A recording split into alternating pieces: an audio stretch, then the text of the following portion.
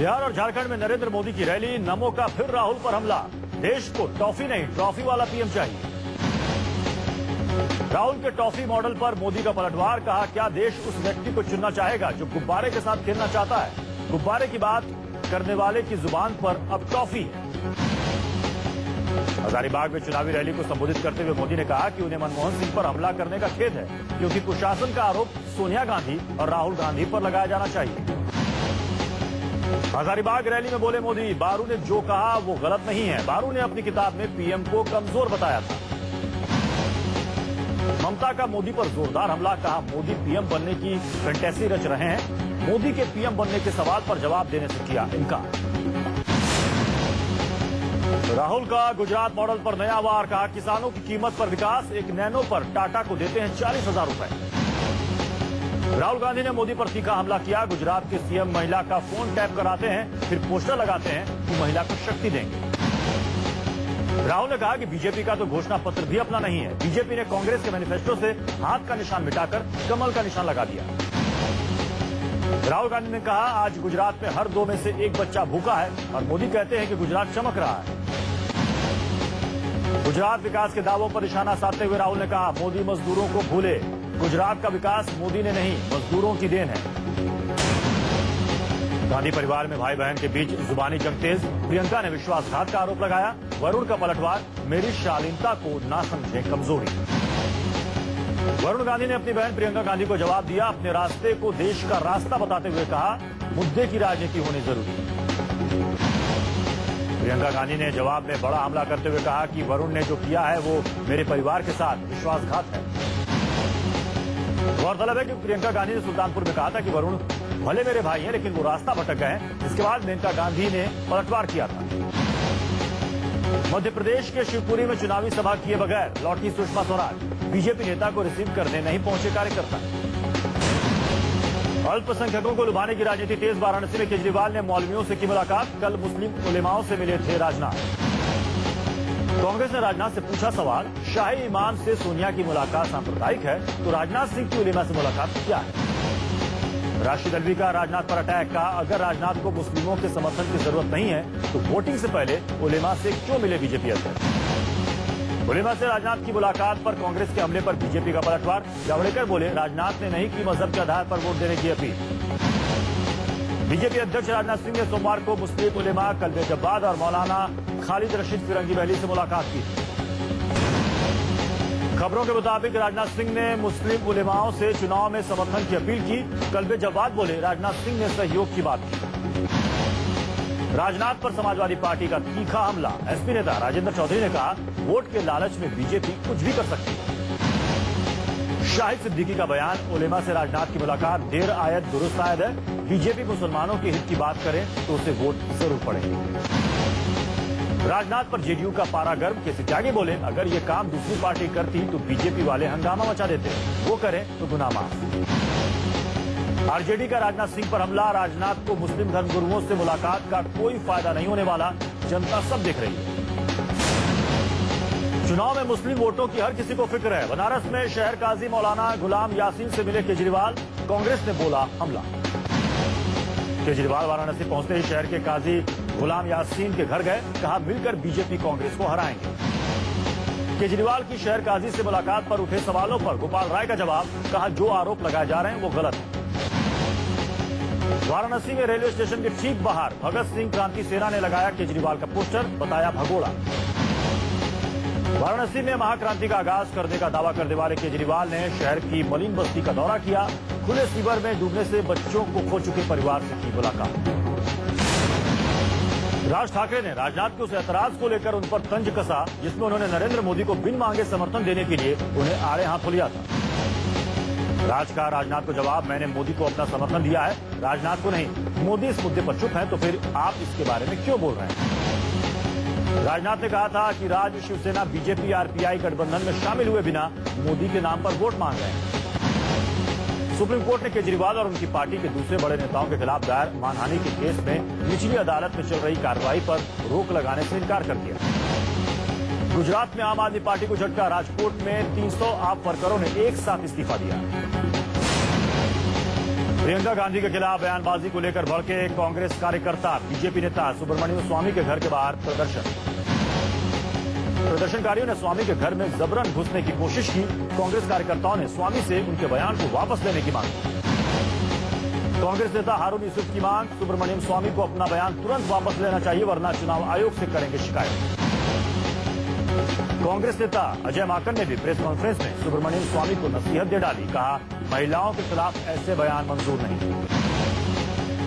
घर घेरने आए कांग्रेसियों पर भड़के सुब्रमण्यम स्वामी। कहा, कांग्रेस के इशारे पर गुंडों बदमाशों का इस तरह हल्ला बोलना लोकतंत्र के लिए खतरनाक है।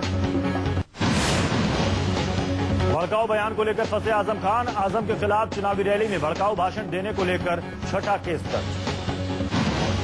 आजम खान के खिलाफ एसपी उम्मीदवार यशवीर सिंह के समर्थन में चुनावी रैली के दौरान भड़काऊ भाषण देने का आरोप है। धार्मिक भावनाएं भड़काने का इल्जाम। आजम खान के खिलाफ बिजनौर के अफजलगढ़ पुलिस थाने में मुकदमा दर्ज। करगिल वाले बयान को लेकर आजम पर पहले ही केस दर्ज है। मुलायम सिंह ने करगिल वाले आजम के बयान का समर्थन किया। कहा, आजम ने क्या गलत बोला। परमवीर चक्र विजेता अब्दुल हमीद और मिसाइल मैन अब्दुल कलाम देश की शान है। मुलायम ने फिर छेड़ा मुस्लिम राग। शाहजहांपुर में बोले, चुनाव आयोग ने आजम की जुबान बंद कर दी है। प्रधानमंत्री के बचाव में उतरी प्रियंका गांधी। प्रधानमंत्री की बेटी ने संजय बारू पर लगाया पीठ में छुरा घोंपने का इल्जाम। प्रियंका गांधी मनमोहन सिंह के बचाव में उतरी। राहुल गांधी के चुनाव प्रचार के लिए अमेठी पहुंची प्रियंका ने कहा, मां नहीं सिर्फ मनमोहन थे सुपर पीएम। संजय बारू और पीसी पारक की किताबों में पीएम को कमजोर बताने के मुद्दे पर प्रियंका ने सख्त एतराज जताया। कहा, जो बातें उनकी मां ने कही वो सही है और बीजेपी को रास नहीं आ रही।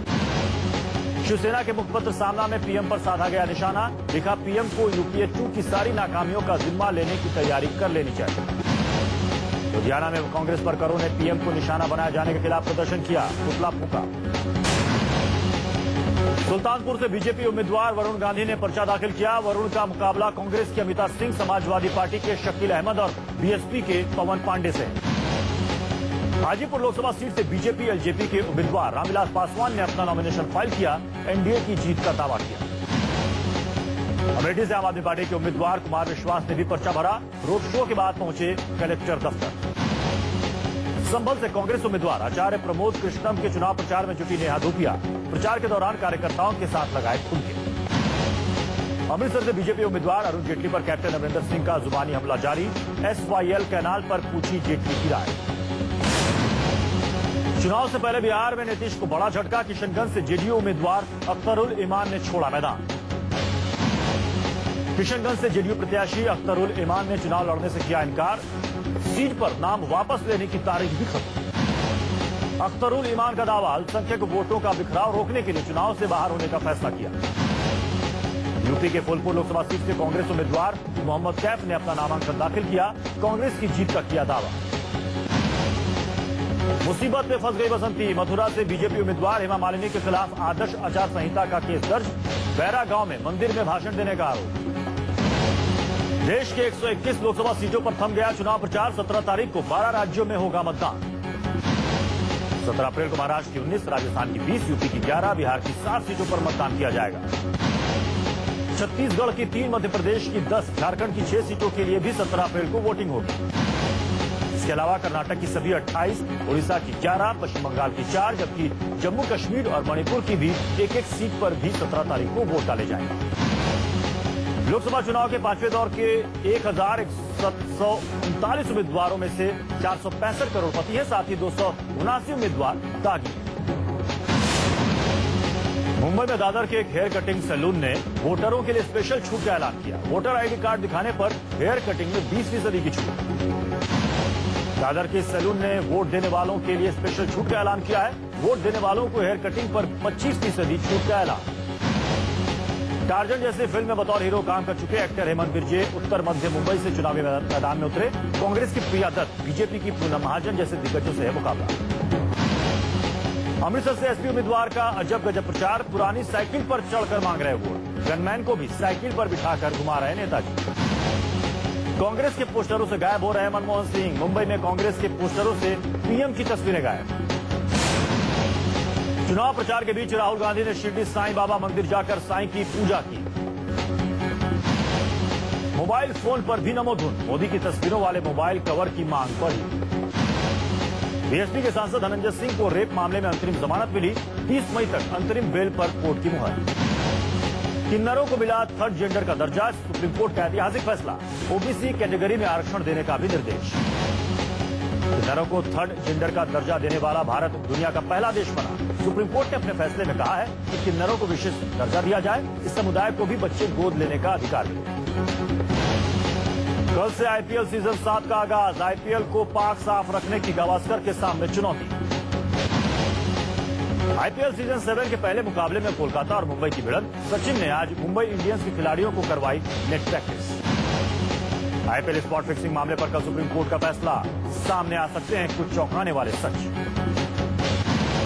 धोनी ने आईपीएल फिक्सिंग पर पूछे सवालों का उड़ाया मजाक। एक बयान में कहा कि क्रिकेट को क्लीन करने के लिए लॉन्ड्री सेवा ली जा सकती है। कनेरिया के खेलने पर बड़ा बवाल। पीसीबी को देना पड़ सकता है आईसीसी को जवाब। कनेरिया पर लगाया गया है लाइफ बैन। चुनावी गर्मी के बीच आम आदमी को महंगाई से मामूली राहत। पेट्रोल 70 पैसे सस्ता हुआ। आधी रात से लागू होगी नई कीमत। बाजार में उतार चढ़ाव का दौर जारी। सेंसेक्स 144 पॉइंट और निफ्टी 43 अंकों की गिरावट के साथ बढ़। इंफोसिस का वित्त वर्ष 2014 की चौथी तिमाही का मुनाफा 4% बढ़ा है। दूसरी तरफ इंफोसिस की आय वित्त वर्ष 2014 की चौथी तिमाही में 1.15% घट गई। 2014 की तीसरी तिमाही में ये मुनाफा 2,875 करोड़ रुपए था, जो चौथी तिमाही में बढ़कर 2,992 करोड़ रुपए हो गया। आईसीआईसीआई लोम्बार्ड ने सालाना 15 से 18% मेडिकल इन्फ्लेशन का हवाला देते हुए प्रीमियम 20% बढ़ा दिया है। महंगाई में गिरावट का सिलसिला टूटा। मार्च 2014 में आलू, प्याज, फलों और खाने पीने की दूसरी चीजें महंगी हुई। महंगाई दर बढ़कर 5.7% पर पहुंची। थोक महंगाई दर में दिसंबर से गिरावट रही थी और फरवरी में घटकर 9 माह के न्यूनतम स्तर 4.68% पर थी। एडवर्टाइजिंग सेक्टर रेगुलेटर ने गुमराह करने वाले विज्ञापनों के लिए 134 कैंपेन्स के खिलाफ शिकायतों को बरकरार रखा। दुनिया की सबसे बड़ी कंपनी डियाजियो विजय माल्या के यूनाइटेड स्पिरिट में अपनी हिस्सेदारी बढ़ाकर 55% करेगी। $1.9 अरब की पेशकश। तेजी के बाद सोने की कीमत गिरी। सोने का भाव 28,800 रुपए के नीचे पहुंचा।